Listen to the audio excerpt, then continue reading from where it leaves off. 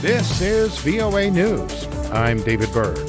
Turkey began attacking Kurdish areas in northeastern Syria Wednesday, but President Donald Trump said the U.S. does not endorse the Turkish assault. We get more from AP Washington correspondent Sagar Meghani at the White House. The offensive started days after the president pulled U.S. forces out of the area and after he said this morning the U.S. needs to stop fighting endless, senseless wars. He says he's made clear to Turkey it's a bad idea, but also specified no American troops are in the area. We've told President Erdogan how we feel, but we are speaking to both sides and we're seeing what can be made out of a situation. But we have no soldiers in the area. Turkey is going after the Syrian Kurd militia that fought with the U.S. against Islamic State militants. Even top GOP backers say the president's abandoned an ally to be slaughtered. Officials say the militia has now suspended operations against Islamic State militants to focus on fighting off the assault.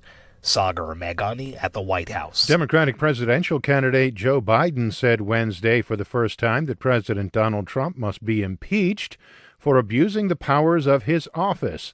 During a campaign speech in New Hampshire, Biden said Trump is shooting holes in the Constitution by asking foreign powers to interfere in the 2020 election and then refusing to cooperate with a House impeachment inquiry. To preserve our Constitution, our democracy, our basic integrity, he should be impeached.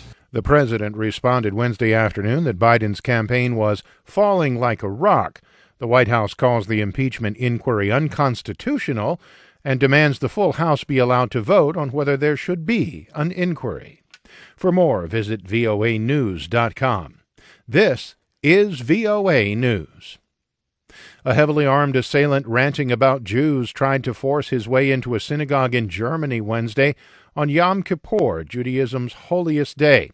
As Reuters' Emily Wither reports, the man shot two people to death nearby in an attack that was live-streamed online. The shooting happened in the eastern German city of Halle.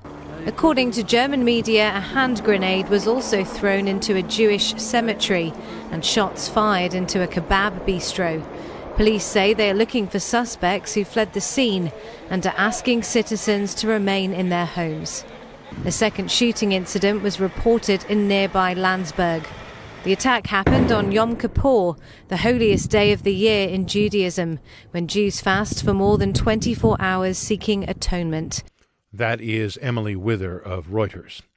Pacific Gas and Electric Company says as many as 2 million people in California will remain without electric power at least through Thursday.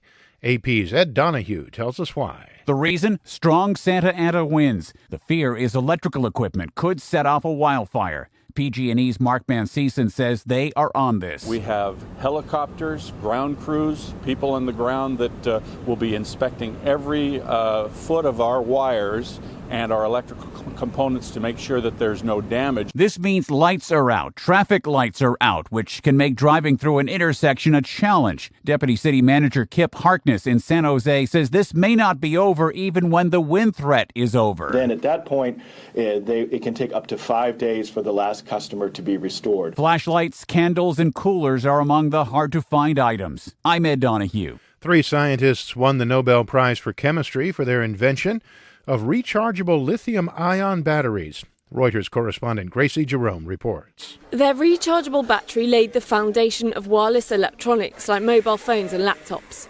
It's also used in electric cars and for storing energy from renewable sources, making a fossil-free world possible.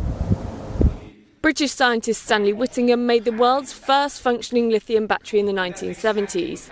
Then the following decade, America's John Goodenough doubled its power.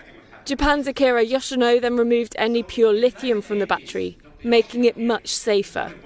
They've been awarded nearly $9 million for their discoveries.